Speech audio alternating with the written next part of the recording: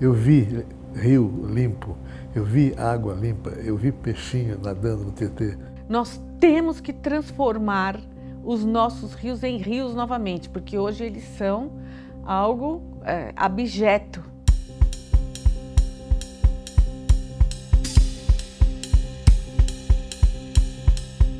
E isso é o retrato da nossa ignorância, é algo que me envergonha. Eu tenho vergonha do meu país quando eu passo às margens de qualquer rio.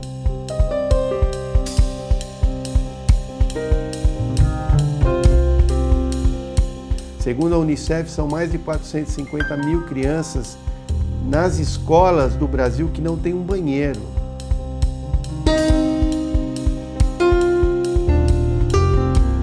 Quando as pessoas dizem assim, eu vou à praia, dizem assim, o final de semana foi ótimo na praia, ela pulou córrego de esgoto que desemboca na praia. Eu falei, pô, ótimo não foi qualquer coisa, mas ótimo não.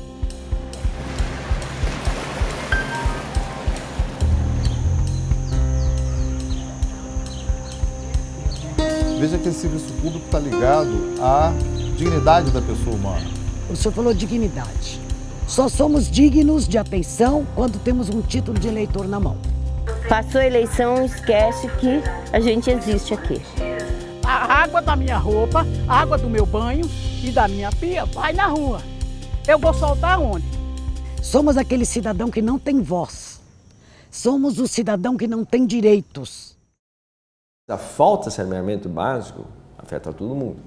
Você vê essa epidemia de Zika, essa epidemia de dengue, afeta, não tem, até os governadores, até os dirigentes. Só que ele aflige mais o pobre porque ele não tem condições de tratar as consequências do saneamento básico. Agora, é pobre o país como todo que não tem saneamento básico, porque todo mundo sofre. Infelizmente, nós não temos nem metade da população ainda com coleta de esgoto, né? Então estamos muito longe do que a gente pode dizer de mundo civilizado em termos de saneamento. O Brasil teve um avanço urbano, um avanço demográfico e ele teve até um crescimento em termos de infraestrutura urbana, pública nos últimos anos, mas infelizmente o saneamento não acompanhou a mesma taxa de crescimento. Então o que acontece é que as baías, praias, lagos, represas, rios do Brasil foram tratados com desdém. Lamentavelmente, o saneamento sempre foi visto como um investimento que não era prioritário. Como diziam, né, os políticos antigos, era enterrar dinheiro. É um serviço público prioritário, é essencial à saúde, à qualidade de vida do brasileiro, é essencial ao meio ambiente. Se desenvolve sem opor nenhum tipo de resistência ao crescimento econômico ou de qualquer ordem que causasse prejuízo à atividade empresarial, à atividade do empreendedorismo, à atividade econômica. Muito pelo contrário, o saneamento ele provoca o crescimento econômico no momento em que há investimento no tratamento, na colocação de rede, no desenvolvimento de novas tecnologias de limpeza de água e de tratamento de esgoto. É um benefício, não só para o meio ambiente, mas como também para o setor privado, para o setor produtivo, para o setor de investimento no Brasil. Não dá para você ter uma cobertura perto de 50% no geral do Brasil de esgoto, isso é um índice vergonhoso. Então, precisa efetivamente que se aumente essa cobertura. Você viver rodeado de fezes e fezes não tratadas, né? Você, na verdade, ingerir fezes, isso é uma coisa muito frequente ainda, com perto de 50% só de esgoto, de rede de esgoto é muito pouco, mais de 30 milhões que não tem acesso à água tratada. Isso é uma coisa que não pode, um país nosso que está em plena ascensão, né, que atingiu o nível de desenvolvimento, né?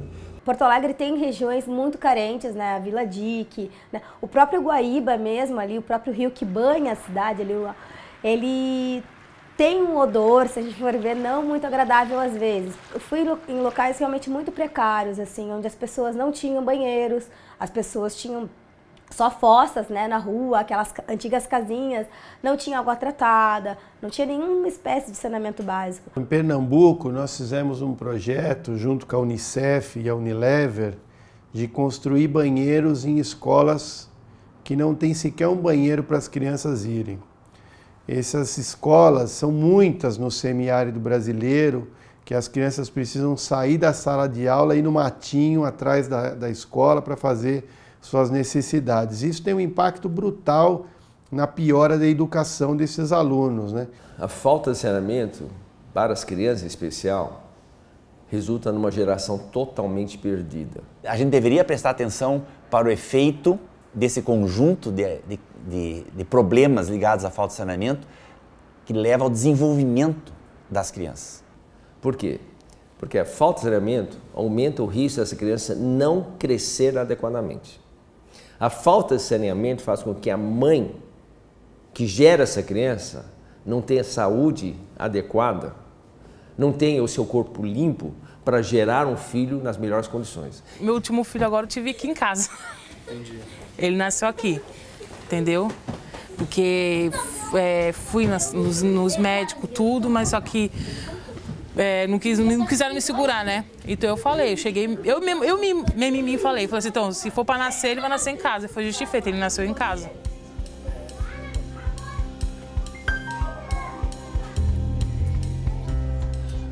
Eu ando de caiaque aqui, mano. Eu morava em Mogi das Cruzes, ao lado do rio Tietê, limpinho. Nadava no rio, pescava no rio. Eu vi rio limpo, eu vi água limpa, eu vi peixinho nadando no Tietê.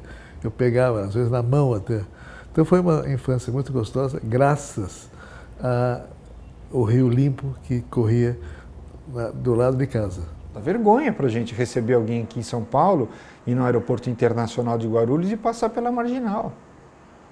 Não é? Então, eu preferia ter rios limpos para me apropriar deles, né?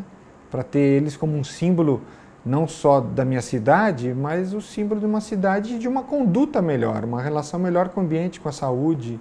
Não pode fazer parte da nossa vida termos todas as condições de um saneamento correto, né? E convivermos com essa situação de, na porta de casa, ter o esgoto a céu aberto, como acontece em muitas cidades do Brasil. De todo o estado de Rio de Janeiro, apenas 2 prestadoras de serviços são submetidas a um mecanismo próprio de regulação, de controle do serviço de saneamento. Apenas 2, digamos 10 municípios, cerca de 10 ou 12 municípios, dos 92 municípios do estado, são efetivamente submetidos a uma regulação, a uma agência reguladora. Todos os outros municípios estão prestando serviços no escuro, sem que as pessoas conheçam a verdadeira área de cobertura, sem que eles conheçam as metas de expansão, os indicadores que são praticados, que são avaliados naquele município. Por que você, na maior cidade do país, eu estou falando, na mais importante, na única cidade cosmopolita do Brasil chamada São Paulo, as pessoas vão de um lado para o outro e atravessam 2 rios poluídos, pelo menos por dia? São Paulo, você tem toda a questão do sistema Cantareira, do sistema Tietê, o Rio Pinheiros em plena cidade, uma água parada, imunda, a represa Billings contaminada há décadas, a represa Guarapiranga suja e piorando lentamente à medida que você tem uma ocupação desordenada dos mananciais, né, das águas que contribuem com a represa Guarapiranga, que é um local lindo, mas infelizmente poluído.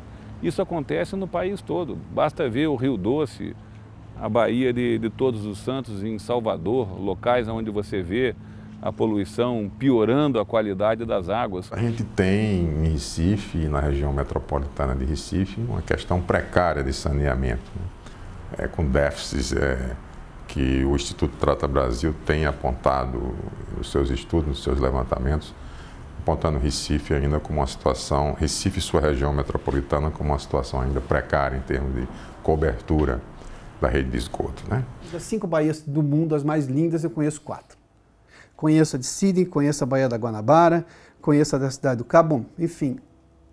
E as pessoas me perguntam se a Baía da Guanabara é a mais linda. Eu falei, não, é a mais poluída. É a mais feia. Se está poluída, não é bonita. o nível de poluição é enorme. Aqui nessa região, na Urca, em Botafogo, ainda hoje é lançado esgoto sem tratamento nenhum, diariamente em volumes absurdos. Não adianta eu tratar o esgoto aqui se o dali continua sendo lançado. Nós temos que ter um planejamento integrado e definir num programa de longo prazo de investimento e investindo em etapas e de acordo com esse planejamento. Quer dizer, a Bahia são 16 municípios, ninguém trata nada. Chega de avião no estado do Rio de Janeiro, na cidade do Rio de Janeiro, e olha a Baixada Fluminense, olha a região metropolitana. Eu diria que há municípios ali, como São João de Meriti, que beiram a zero de tratamento de esgoto. Beiram a zero de tratamento de esgoto.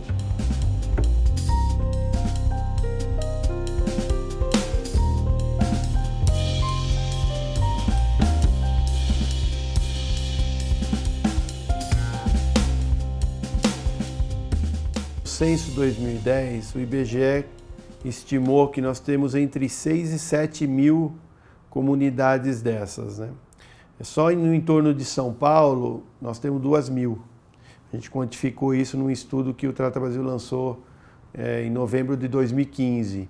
Então, é muita gente que mora nessas áreas, né? E essas áreas só conseguem receber saneamento básico, na sua grande maioria, se houver a regularização fundiária. Não temos água encanada.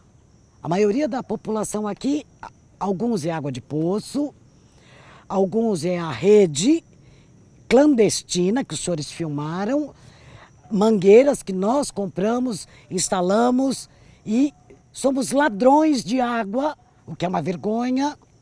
Então o que a gente está lutando como Trata Brasil é que pelo menos a gente consiga levar os serviços para as áreas já consolidadas, que já estejam instaladas há muitos anos. Sem água elas não estariam ali. Então elas consomem água, geram esgoto e poluem o meio ambiente. Isso acontece 24 horas por dia, 365 dias por ano, e as autoridades insistem em não conversar sobre isso. Eu fui na casa de uma pessoa e ela morava numa região muito precária, né? A casa era de palha-fita, não tinha nenhum tipo de esgoto, encanamento, né? As crianças brincavam ali, tinha lixo junto com animais misturados, assim, e pessoas próximas, entendeu? Não acontece só em regiões mais afastadas, mas aqui no Sudeste, que a gente pensa que é uma região super desenvolvida, né? O meu amigo ali do lado, às vezes na casa dele não tem, né? A mínima condição de moradia, ele está ali vivendo naquela zona que é realmente muito precária.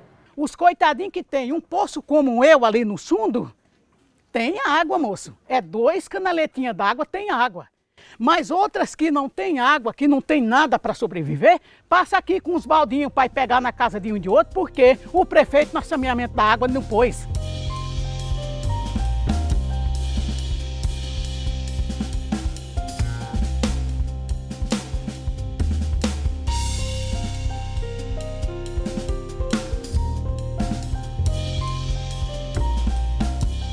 Como já diz o nome, saneamento básico. Então, são as coisas básicas para te poder ter a tua vida num parâmetro assim, de nível de sanidade higiênica mínima, né? Acho que todos os países do mundo passaram por um estágio de evolução para o saneamento, né? Ninguém nasce com o saneamento pronto, né? Logicamente, os romanos já sabiam que era preciso afastar o esgoto das pessoas. Então, se você vê ruínas romanas, você já vai ver que o esgoto era retirado da cidade porque já se sabia que aquilo era uma fonte de doenças, né? Então nós estamos um pouquinho atrasados, né, com relação aos romanos, né? Ou seja, nós não aplicamos conhecimentos de mais de 200, 300 anos atrás. Então nós temos que imaginar que o mais importante é aplicar conhecimentos já centenários de saneamento básico se nós quisermos progredir como nação. Com isso, nós podemos promover a saúde, podemos promover a educação, aliás, e nós promovemos o progresso do país. Aliás, saneamento básico é, antes de mais nada, educação. Toda vez que se fala em educação ambiental, as atividades se voltam para a reciclagem, se voltam para a questão do resíduo, e não que isso não seja importante, é fundamental, eu acho que talvez por ser mais tangível, você instituir um programinha de reciclagem na escola e mostrar que a questão da segregação do lixo, da separação é importante e que é fundamental que assim seja, mas que a questão do saneamento seja colocado para gerar um cidadão mais crítico. E educação em saúde não é uma coisa que você faz num episódio único e resolve. Educação em saúde é um princípio que tem que ser trabalhado todos os dias. Os quadrinhos são um grande aliado para a informação sobre o saneamento básico. Lógico, a criança vê uma história, uma aventura, personagens simpáticos, como os nossos, a Turma da Mônica. Eles estão falando sobre aquilo, vai gravar muito mais do que até numa aula, um professor falando sem o apelo de personagens fortes. Uma família bem informada, ela vai ter cuidados, ela vai buscar elementos para cuidar melhor do saneamento, cuidar melhor da água que vai beber, que vai usar na comida, que vai usar durante a vida toda. A responsabilidade é de todos, da população.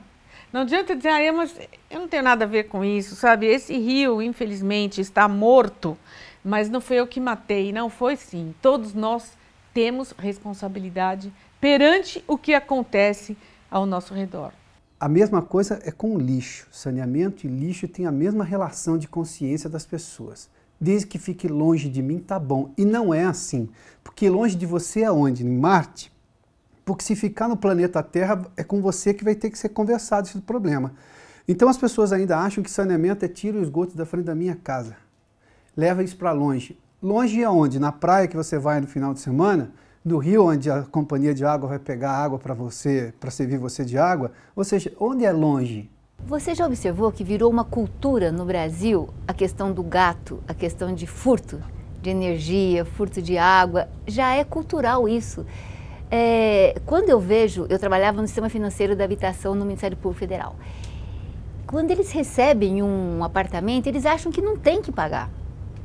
Eles acham, eu não sei, essa cultura de tirar vantagem de tudo, sem perceber, não é, que está prejudicando tantas outras pessoas com essa atitude irresponsável. Então, não é cultural só dessa classe mais pobre, não. É cultural de qualquer classe no Brasil ser esperto e burlar a lei. Eu acho que a cultura é uma cultura geral. Ela não é uma cultura que vai se dividir em classes sociais. Ela atinge a todas as classes sociais. Há condomínios de luxo que não se ligam à rede. Isso não é um privilégio de rico, de pobre, etc. Nós precisamos lidar com o conceito de cidadão completo. Ele tem deveres e obrigações. Está garantido no primeiro capítulo da Constituição Federal. Temos direito à água, a morar com dignidade. Não importa que a minha casa é simples. É o que eu pude construir. Não importa que a minha rua não tenha asfalto. Mas eu poderia ter a rede de esgoto, porque vai impedir de doença. Eu poderia ter uma rede de água, porque vai impedir a contaminação da água. Uma das grandes deficiências da falta de saneamento no Brasil tem como causa o baixo envolvimento do cidadão brasileiro. O cidadão brasileiro não fala sobre isso, não discute isso, apesar de ser a infraestrutura mais atrasada que a gente tem. Mesmo nas comunidades mais vulneráveis que a gente visita nos nossos projetos, dificilmente a gente encontra uma comunidade mobilizada para o tema, discutindo, reivindicando. Muita gente acha que aquilo é assim mesmo, sempre foi assim. Eu acho que eles não têm conhecimento, porque quem que assiste a divulgação, quem lê os jornais, quem assiste, essa população passa ilesa, ela não chega a esse conhecimento. Se chegar, ela não capta a importância disso na vida dela. A maioria das sujeiras aqui é dos moradores também, né?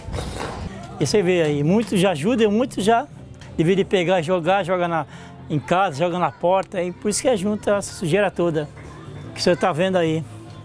Percebe como a causa não é percebida pelas pessoas? Não era percebida há 20 e poucos anos atrás, não era percebida há 40 anos atrás, e não é percebida hoje ainda, não na sua integralidade. E esse é o drama. Acho que tem que ter pesquisa como é feito via Instituto Trata Brasil ou outros institutos de pesquisa, porque sem dados concretos nós não podemos argumentar.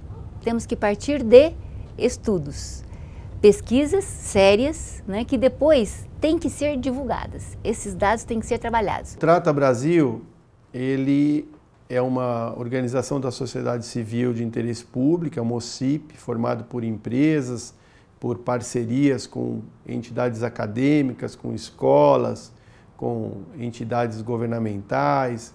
Então nós temos tanto empresas que nos apoiam como entidades que nos apoiam ligadas à área social, à área infantil, à área do terceiro setor. Então nós trabalhamos em rede para atuar no Brasil inteiro, né? Nosso principal objetivo é mobilizar a sociedade para o problema da falta de saneamento, porque a gente quer que o cidadão entenda melhor o que está acontecendo e cobre providências. O Instituto passou a ser reconhecido como fonte da base de dados para o saneamento, que a gente não tinha. Quer dizer, não havia uma instituição no Brasil que comunicasse ou informasse a população o que está acontecendo e quais eram os prejuízos. Entidades como o Trata Brasil têm o conhecimento, a técnica e a adesão de entidades, empresas que podem oferecer soluções adequadas. E esse conjunto, essa simbiose, produz melhorias na comunidade. É um exemplo até para outros países do mundo. E, de tal forma que eu quero dizer assim, nós não estamos no zero. Já tem o Instituto Trata Brasil, que é uma fonte enorme de informação, e a gente vê, recebendo, não é, o material que vocês enviam, a quantidade de repercussão que já se consegue fazer na mídia. A questão toda é fazer com que essa informação, e aí é bem, você colocou bem, né? É uma informação, ela tem que continuar fluindo, não pode parar de fluir. Quer dizer, essa missão do Instituto tem que continuar. Tem que continuar, porque leva muito tempo para que essa informação, por exemplo, chegando na comunidade inúmeras vezes, de várias maneiras, constantemente, ela vai alimentando o processo de conscientização da cidadania. A imprensa não cobria desse assunto. Eu tenho talvez dos poucos orgulhos que eu posso dizer, eu não gosto de ficar citando, mas eu tenho muito orgulho de ter feito isso. Nós começamos essa discussão começou com o Trata Brasil, e o Trata Brasil não tinha sequer nenhuma exposição, porque era um assunto que não comovia. Aí você fala assim, coitado, a infância, mortalidade infantil, crianças morrendo, isso é triste?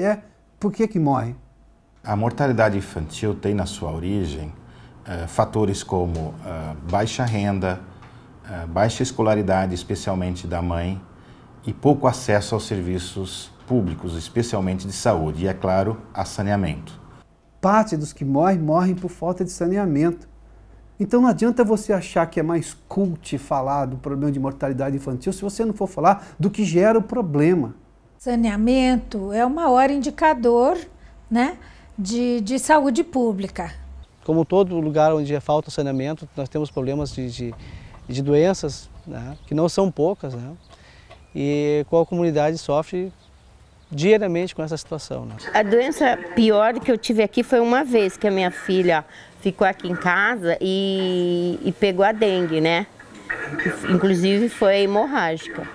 Então, historicamente, a falta de saneamento básico sempre foi muito ligada a problemas na saúde pública, isso no mundo inteiro. Então, a Organização Mundial de Saúde fala disso há décadas, existem centenas e centenas de estudos correlacionando lugares sem saneamento com várias doenças. As mais tradicionais são as diarreias, as doenças gastrointestinais, os problemas de pele, esquistossomose, leptospirose, que é doença de rato. Uma época que eu trabalhava no curso de medicina na Universidade do Estado do Amazonas, eu fazia um trabalho com meus alunos e eles iam na periferia de Manaus. A periferia de Manaus são áreas que a cidade cresce em direção à floresta.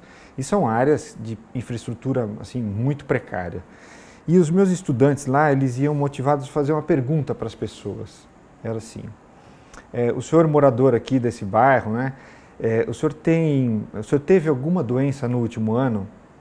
E eles diziam assim, não tive nenhuma doença neste último ano. E malária, o senhor teve?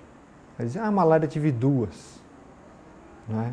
Isso é muito interessante, né? A malária também é uma doença relacionada a uma condição de precário saneamento ambiental. E a gente nota que isso começa a fazer parte da rotina de vida das pessoas, de se entenderem naquele local, que ali se vive assim. A falta de saneamento já trouxe doença para o senhor e para a sua família? Graças a Deus, não. O senhor conhece pessoas que tiveram esse problema aqui? Não. Não? Diarreia, coceira, queda de cabelo, dente podre. Eu também vejo sempre muitas crianças com frieira no pé, né, de andar na lama, no meio dos lixos. Sempre cortam o pé no mangue porque jogam muita sujeira no mangue, jogam garrafas de vidro, televisões. A gente tem estudos que mostram, por exemplo, que o Brasil tem girado em torno de 400 mil internações por ano, só de diarreias. 400 mil internações. Os estudos mostram que se o Brasil caminhasse para a universalização, isso poderia cair para em torno de 270 mil. Se você pensar que você tem uma criança numa favela vivendo ao lado do esgoto sanitário, né, aberto, né, do esgotamento, está passando ali a água suja, ela tem uma verminose, ela vai ao posto de saúde, ela é tratada da verminose, né, e sara, e volta depois de 15 dias novamente contaminada, né? Então você vai dizer, o remédio não trata a verminose, né? Você pode concluir isso. O serviço de saúde não trata a verminose, embora ele tenha tratado com êxito, tenha resolvido. De fato, ele não resolveu, porque o problema continua lá. A falta do saneamento básico que eles não querem fazer, porque não é uma obra que apareça, que não dá para cortar a fitinha, não dá para sair na foto do lado do esgoto, do tubo que está levando o dejeto humano para longe, para a estação de tratamento. Ela gasta, essa falta de saneamento gasta muito mais dinheiro na saúde. O custo em termos de saúde, em custos em termos de perda de dinheiro, o custo em perda de dias trabalhadas para qualquer das camadas sociais é assustador por causa de falta de saneamento básico. Nós temos um ditado: R$1 aplicado no saneamento básico economiza R$100 em termos de problemas futuros. De modo que nós temos convicção hoje de que o saneamento é extremamente importante. O investimento em saneamento, ele acaba conseguindo reverter uma situação de degradação e de doença mais rapidamente do que qualquer outro tipo de intervenção. Mas não é importante. O importante depois é fazer um hospital. Não tem saneamento, mas vamos fazer um hospital que vai ter produto importado e não vai ter médico suficiente. Não vai ter leite suficiente. Estamos em 2016, ainda tem obras não executadas oriundas de 2007, 2008, com dinheiro sobrando. Então, fazer isso acontecer já se torna um problema, na minha opinião, da justiça. Nós temos muitos municípios inviáveis, né? É um ímpeto de criar município, e você cria município repartindo e faz... E não tem viabilidade. Inviável por quê? Porque não tem sequer a pessoa competente para entender o programa, né? E isso é formada para entender o programa, é complicado isso mesmo. Então, eu acho que não pode pedir auxílio, não pode pedir empréstimo porque não sabe como pedir o empréstimo. Então, são coisas difíceis de trabalhar, né? Eu acho que esse é um problema. Tem a ação de improbidade, não é? Que realmente ela intimida muitos prefeitos. E o que surge? Adiamentos e mais adiamentos dos planos que eles deveriam implementar, no caso dos aterros sanitários que deveriam implementar no lugar de lixões, e assim vai. Eles conseguem inserir numa legislação a prorrogação desses prazos salutares e que acabam prejudicando a eficácia dessas políticas. Bom, nós podemos sim exigir das prefeituras, por exemplo, que façam saneamento. O poder público, ele tem obrigação disso e ele pode ser processado por não fazer. Ocorre que muitas vezes um prefeito ou mesmo um secretário municipal, ele não tem informação suficiente de como proceder para realizar as licitações ou para providenciar esse saneamento, e ele faz alguma coisa errada e o Poder Judiciário e o Ministério Público acabam embargando a obra. Se você perguntar e sair daqui, perguntar para qualquer gestor, até na área, vamos para a área de meio ambiente, vá na Secretaria de Meio Ambiente, Estado de Meio Ambiente, e pergunte qual é, de fato, a área de cobertura dos serviços de coleta de esgoto e tratamento no Estado. Eles vão dar dados de 2013 ou 2014 dos NIS, mas eles não conhecem, de fato, a realidade. Mas eu também acho que não é só questão dos gestores. Eu acho que o Ministério Público também tem um papel extremamente importante a contribuir nesse sentido. E exigir desses gestores que cumpram o seu papel de atender a essas necessidades da população que são básicas. A primeira medida que o promotor tem que ter para a promoção do saneamento é se interessar, se dedicar ao assunto, compreender a problemática, para que possa tomar medidas, ações, interferências nesse arranjo que sejam úteis para a promoção do saneamento, que sejam úteis para a universalização. E não apenas, de momento, impensadas, que não contribuam de fato com a solução do problema. O promotor deve participar das discussões locais o tempo inteiro porque ele é obrigado a acompanhar o plano de saneamento e de estar completamente atento ao que a sociedade está discutindo acerca de tão importante tema. Aliás, é direito de participação da sociedade saber também qual o teor das investigações que são tidas pelo Ministério Público, porque, em regra, essas investigações e os inquéritos civis, de forma geral, são públicos. Então, qualquer um pode ter acesso ao que o Ministério Público está produzindo como prova nesse inquérito civil.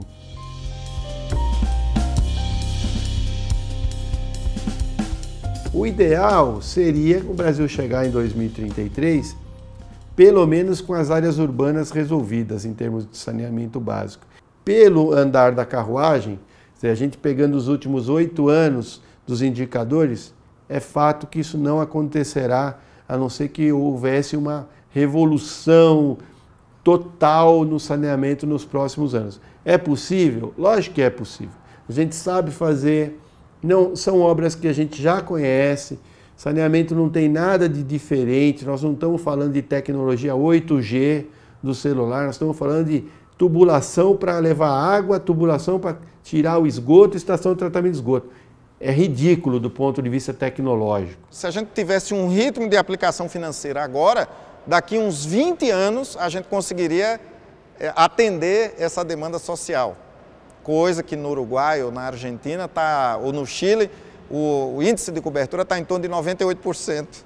Por quê? Porque lá o vizinho aqui, que também tem todas as mazelas que nós temos, achou que isso era prioritário. Felizmente, ano a ano, nós temos tido alguns avanços, mas não em função daquilo que todos nós esperávamos, né? Principalmente a partir do PAC, né? Do governo federal. A nossa expectativa é que essa situação fosse melhorar bastante, né? O Ministério das Cidades e tudo mais. Mas, infelizmente, isso não tem ocorrido na proporção esperada. Então, eu vejo como muito pouco provável, acho que praticamente impossível, da gente chegar a universalizar em 2033. Mas é possível para 2050, o importante é não perder o foco da necessidade de universalizar, que seja em 20, 30, 40 anos, mas a gente tem que avançar, mesmo que seja em doses homeopáticas, permanentemente, e controlar também o crescimento desenfreado das cidades e desordenado. Nós estamos no século XIX ainda em saneamento básico. Nós precisamos passar para o século XX, para depois passar para o século XXI. Nós já temos mais internet nas escolas do que coleta de esgoto. A internet é novíssima. O esgoto é desde que o mundo é mundo. Não investir é uma burrice histórica. É um crime que se comete contra a civilização brasileira. O saneamento não é responsabilidade dos governantes. É também dos governantes. Mas é responsabilidade de todos nós. É responsabilidade das pessoas que estão nas suas casas. Eu acho que o baluarte mais importante da defesa da cidadania são as pessoas. É uma vergonha nós transferirmos para próximas gerações um local como esse, cartão postal do turismo brasileiro do Rio de Janeiro, com águas contaminadas, sujas. Então o saneamento tem que estar na prioridade. Então, nesse momento de cobrança, nós temos que lembrar da relevância do saneamento, cobrarmos planejamento, metas e resultados. Então, o que nós lutamos é para que o saneamento avance. Não nos importa se vai ser público ou privado, se vai fazer com produto A ou com produto B, isso para nós não interessa. O que nós queremos é que faça saneamento. Então, o Trata Brasil, na verdade, ele é um grande movimento em prol do saneamento no Brasil.